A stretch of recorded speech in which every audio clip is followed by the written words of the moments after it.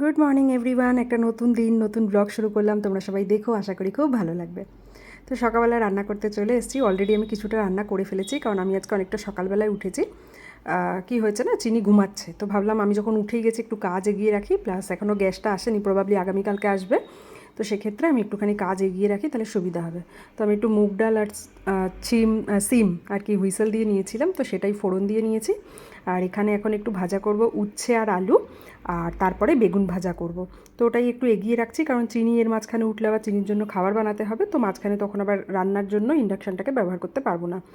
তো যতটা কাজ চেষ্টা করি সবসময়, সেটা গ্যাস থাকুক বা না থাকুক, কারেন্ট থাকুক বা না থাকুক, সবসময় আমি চেষ্টা করি যতটা কাজ এগিয়ে রাখা যায়। কারণ ঘরে দেখবে, যাদের ঘরে বাচ্চা আছে তারা হয়তো খুব ভালো করে বুঝতে পারবে, ঘরে বাচ্চা থাকলে না একসাথে অনেক কাজ করা যায় না, ফাঁকে ফাঁকেই করে রাখতে হয়।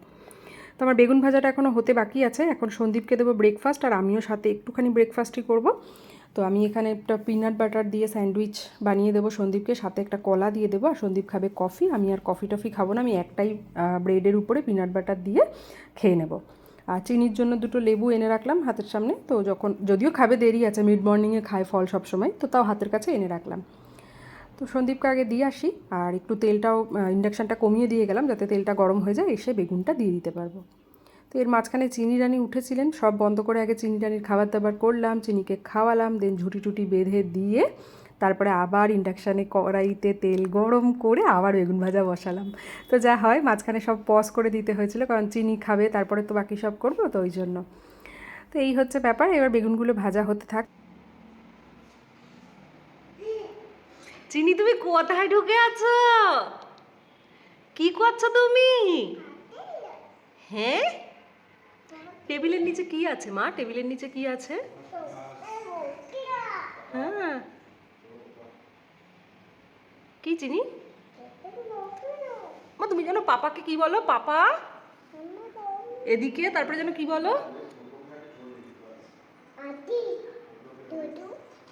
আলে বাবালে, পাপাকে কি বলো? পাপা এদিকে। হুম, এদিকে। মাম্মি ডাকছে, তারপর আরেকটা কি বলো? পাপা এদিকে।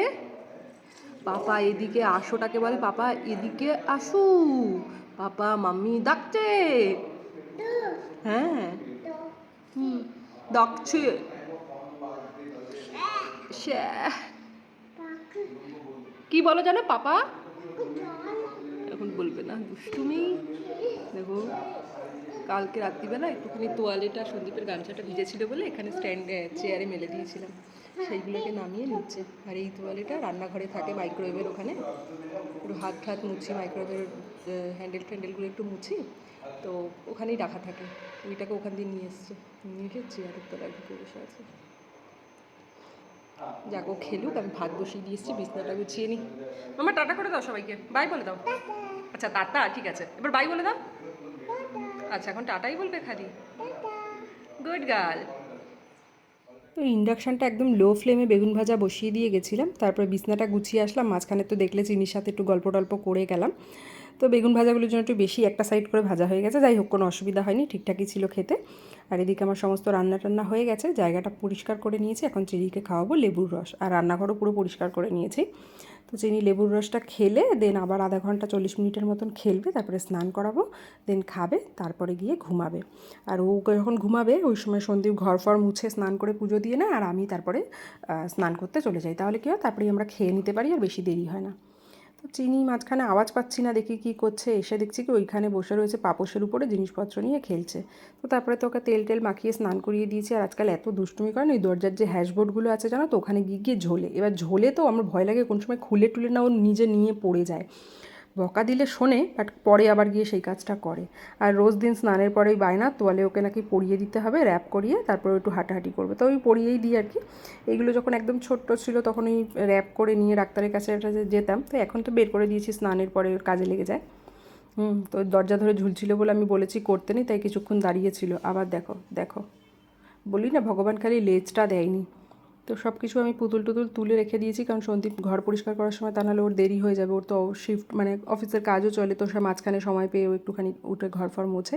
অ্যান্ড আমি আমার প্রেগনেন্সির সময় থেকে এইসব কাজ আর মানে ঘর ঝাড় দেওয়া মোছা খুব রেয়ারই করি, বাদ দিয়ে দিয়েছি। আগে আমাদের কাজের লোক ছিল, মানে এই হায়দ্রাবাদে এই ফ্ল্যাটেই কাজের লোক ছিল, তো এত কামাই টামাই করতো না। তো তারপরে একদিন কী হলো, মানে প্রত্যেক মাসেই 3-4 দিন করে তার ছুটি চাই। তারপরে তো আমিও অফিসটা ছেড়ে দিলাম, সন্দীপকে বললাম দরকার নেই, লোক রাখার লাগবে না, ছেড়ে দাও, আমরা দুজন ম্যানেজ করে নেবো। তো তারপরে থেকে সন্দীপ বলে ঠিক আছে আমিই করে দেবো। এসব করার পর আর ব্লগ ট্লগ করিনি, গিয়ে একটুখানি বিশ্রাম টিশ্রাম নিয়েছিলাম। তো চিনি ঘুম থেকে উঠলো, বললো একটা ব্যানানা খাবে, তো ব্যানানা দিলাম ওকে, খাক, সন্ধেবেলায় দুধ দিয়ে দেবো। আর আমি আর সন্দীপ আজকে একটুখানি দুধ চা খাচ্ছি, অনেকদিন বাদে। রাস্তাঘাটে বেরোলে খাই, বাট বাড়িতে দুধ চা রেয়ারই খাই। সন্দীপ অনেকক্ষণ ধরে কাজ টাজ করছিলো, তো ওর একটুখানি মানে টায়ার্ড লাগছিলো, তো বললে একটু বড়ো কাপে ভালো করে দুধ চা বানাও। তো বানিয়েছিলাম, আজকে তাড়াতাড়ি চা খাওয়া হয়ে গেছে, তো সন্ধেবেলায় চা খাইনি। তো এই আর কি, ওইদিকে দরজাটা খুলে আমি সন্দীপ দুজনেই ছিলাম, তো ওই জন্য দরজাটা একটু খুলে রেখেছিলাম। তো এই সমস্ত করে টোরে এসে এইদিকে সমস্ত সবজি টবজি কেটে নিয়ে ওই যে ভার্মিসলি মানে সিমইয়ের যেটা আমি আর কি চাউমিনের মতন বানাচ্ছি। একবারে আমার জন্য কালকে দুপুরের একটু রেখে দেবো, আর সন্দীপকে টিফিন বক্সে দিয়ে দেবো। অন্য কিছু আর বানানোতে ঝামেলা করলাম না, কারণ গ্যাস নেই, তো যতটা শর্টে কাজ চালানো যায়, খেতেও হবে। আর মানে ও বাইরের খাবার, মানে এখানে যে ক্যাফেটেরিয়ার খাবারগুলো না, ওই কারি পাতা, তারপরে একটু সাম্বার ফাম্বার এরকম টাইপের খাবারগুলো অতটা পছন্দ করে না, বলে মাঝে মধ্যে ঠিক আছে। এবার ও কিন্তু আমাকে প্রত্যেক সপ্তাহেই বলে টিফিন দিতে হবে না, একদিনের মামলা আমি খেয়ে নেবো। বাট আমি ভাবি যখন ঘরে আছি, সময় যখন আছে, একটু কিছু করে দিয়ে দেবো। তো চিনিকে আবার একটুখানি দিয়েছিলাম, তো ওই খেয়ে আমাকে বাটিটা দিতে এসেছিলো। তারপরে তোমাদের সাথে একটা পার্সেল শেয়ার করব, তারপরে ব্লগটা শেষ করব। এটা কিসের পার্সেল বলো তো? ফ্লিপকার্ট থেকে নিয়েছি গোপুর জন্য জামা। বাট এখন তো আর শীত নেই, এগুলো আর এবছর ইউজ হবে না, সামনের বছর ইউজ করব। খালি এর মধ্যে একটা ছোট্ট মালা দিয়েছে, ওটা কালকে সন্দীপকে বলবো, যখন ও তো কালকে সকালে পুজো দেবে অফিস যাওয়ার সময়, তো যখন পুজো দেবে ওটা যেন পরিয়ে দেয়। তো এগুলোকে আমি এবার ধুয়ে টুয়ে রেখে দেবো। আর এই কাফতানগুলো জানো তো, যখন আমি 7 মাসের প্রেগনেন্ট, তখন তানিয়ার থেকে আমার ফেসবুকেও আছে, ও নাইটি বিক্রি করে, তো গোল গলার নাইটি আর কাফতান মিলিয়ে প্রায় 12টা থেকে 15টা নিয়েছিলাম। তো অনেকগুলো পরতে পরতে ছিঁড়ে গেছে, কারণ ফিডিংয়ের জন্য দরকার হতো এই সমস্ত নাইটিগুলো, সামনে চেরাগুলো অনেকগুলো পরতে পরতে ছিঁড়ে গেছে, আর কয়েকটা আছে, তো ভাবছিগুলো পরে পরে শেষ করে ফেলবো। তো কাফতানের একটারও দড়ি নেই জানো, সব কটা চিনি বের করে দিয়েছে টেনে টেনে।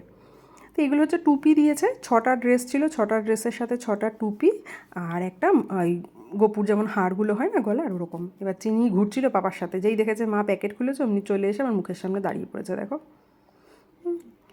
তো খুব মালাটা খুব কিউট আর খুব সুন্দর। গোপুর গালার অলরেডি একটা মালা আছে, তো ভাবলাম এটাই কালকে থেকে আবার পরিয়ে দেবো। ব্লগটা আর বেশি বড় করবো না, এখানেই ব্লগটা শেষ করে দেবো। আর তোমাদের যদি ব্লগের কিছু ভালো লেগে থাকে তাহলে লাইক করে দিও, কমেন্টস করে দিও। এই যে এবার জামাগুলো একবার আমি একটু ব্যাক ক্যামেরায় তোমাদের সাথে শেয়ার করে দিই। একটা জামা জানো তো, মানে দুটো জামা সেম কালারের এসছে, বাকি সব কটা ঠিক আছে। তো যাই হোক, কেমন লাগলো জানিও কিন্তু। টাটা।